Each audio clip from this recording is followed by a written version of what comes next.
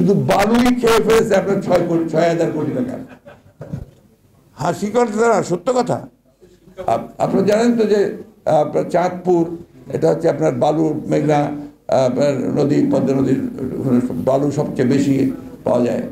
তো ওখানে আবার মন্ত্রীর প্রশ্রয়ে, তার নিয়ন্ত্রণে আপনি থাকা লোকজনদের দিয়ে 6,000 কোটি টাকার বালু নিয়ে গেছে, খেয়ে ফেলেছে। এটা কিন্তু কোনো সাংবাদিক বা কোনো আপনার সাধারণ মানুষের কথা না। নদী রক্ষা কমিশনের যে আপনার চেয়ারম্যান, তিনি বলছেন এই কথা, এবং বলে তারপর দিন আবার প্রেসকে বলেছেন যে আমি খুব বিপদে আছি, তোপের মুখে আছি। কেন আমি এই কথা বললাম? বন্ধুগণ, কি ভয়াবহ অবস্থার মধ্যে আমরা আছি। তারপরে দেখেন কতটা রাজনৈতিকভাবে তারা দেউলিয়া হয়ে গেছে, ব্যাংকরাপ্ট হয়ে গেছে। দল ভাঙার চেষ্টা করে। দল কখন ভাঙতে যায়? অন্য প্রতিপক্ষ যখন সে নিজে দুর্বল, সবল থাকলে তো এটা করবে না।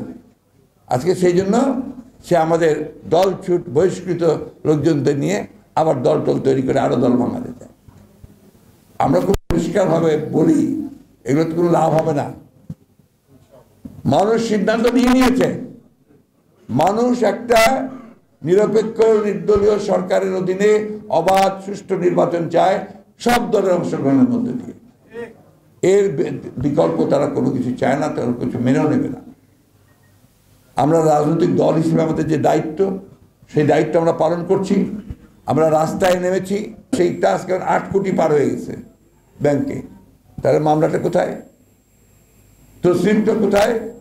তারপরে তোমরা শুধুমাত্র গায়ের জোরে রাজনৈতিক প্রতিহিংসার কারণে বেগম জিয়াকে রাজনীতি থেকে দূরে করতে হবে, সেই কারণে তোমরা আজকে তাকে প্রথমে 5 বছর বিচার বিভাগকে ব্যবহার করে 10।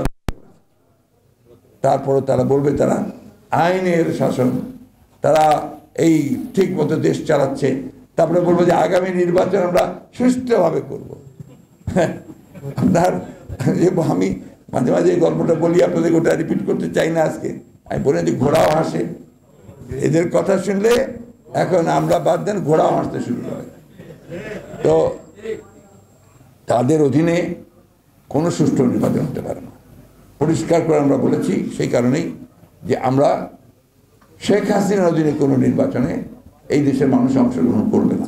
প্রায় 1 বছরের উপরে আমরা রাস্তায় নেমেছি। এর মধ্যে আমাদের 22 জনের মতো আমাদের তরুণ যুবক নেতাকর্মীদের প্রাণ গেছে রাস্তায় পুলিশের গুলিতে। আমাদের অসংখ্য মামলা হয়েছে, আমাদের অসংখ্য জেলে গেছে। তারপরেও আমাদেরকে কখনো দমিয়ে রাখতে পারছে না, পারবে না। বন্ধু, আপনারা দেখুন এখন যে রোড মার্চ হচ্ছে, সেই রোড মার্চগুলোতে মানুষের স্বতঃস্ফূর্ত অংশগ্রহণ কিভাবে দেখেন। আমি নিজে আপনার ছিলাম বগুড়া থেকে রাজশাহী, আমি আসলাম। রাস্তার 2 ধারে অগণিত পুরুষ, মহিলা, নারী, শিশু, স্কুলের ছেলেমেয়েরা স্কুল থেকে বেরিয়ে আসছে এবং সবাই আপনার এই রোড মার্চকে স্বাগত জানাচ্ছে এবং তারা এই সরকারের পতন চাচ্ছে।